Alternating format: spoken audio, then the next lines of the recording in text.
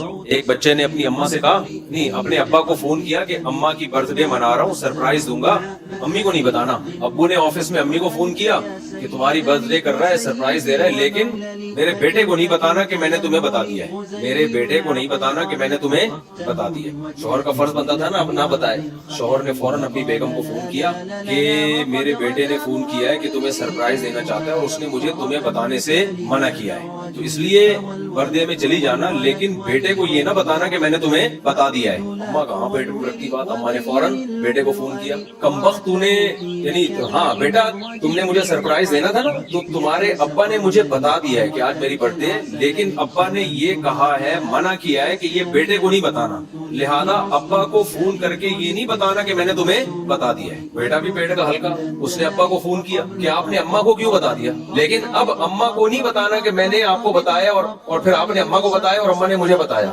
سمجھ رہے؟ اماں کو نہیں بتانا کہ میں نے آپ کو بتایا کہ آپ نے اماں کو بتایا، یہ چکر چل رہا ہے۔ پھر ابا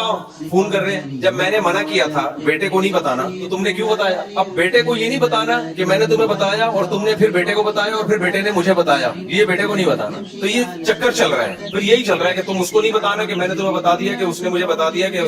تم نے اس کو بتایا اور کیوں بتایا کہ میں نے تمہیں بتایا۔ یہ مارکیٹ میں ہوتا ہے کہ نہیں ہوتا؟